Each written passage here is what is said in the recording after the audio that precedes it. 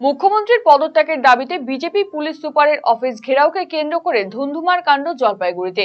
ভাঙার চেষ্টা করা হয় পুলিশের লাগানো লোহার ব্যারিকেড।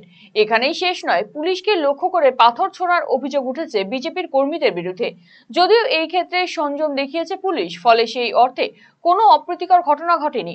এদিন জলপাইগুড়ি জেলা বিজেপি পার্টি অফিস থেকে প্রায়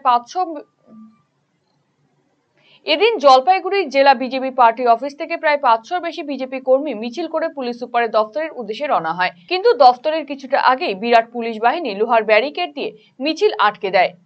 পরিস্থিতি হাতের বাইরে চলে যেতে দেখে পুলিশ জল কামান এবং ঢাল নিয়ে রুখে দাঁড়ায়, ফলে পিছু হটতে বাধ্য হয় তারা।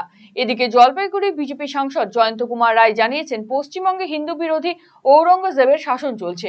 ভোটের রাজনীতির জন্য আজ তৃণমূল কংগ্রেসের রাজ্য জুড়ে এই কাজ করছে।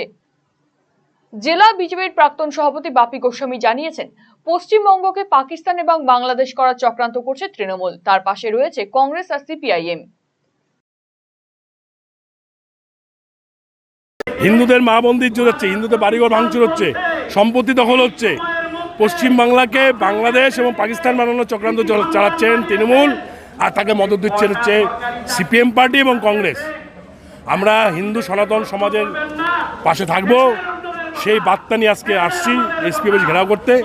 এবং যোগ্য ছেলেমেয়েদের চাকরি হোক, শিক্ষিত ছেলেমেয়েরা চাকরি পাক, চাকরি চুরি বন্ধ হোক, বিদ্যা চুরি বন্ধ হোক।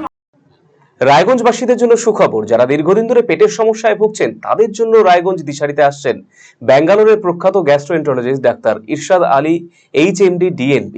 এখন থেকে প্রতি মাসে নির্দিষ্ট দিনে ডাক্তারবাবুকে দেখাতে আজই যোগাযোগ করুন দিশারি হেলথ কেয়ার, উকিলপাড়া, রায়গঞ্জ শাখায়। যোগাযোগ করুন 7477785509 এই নম্বরে এবং 7477785512 এই নম্বরে।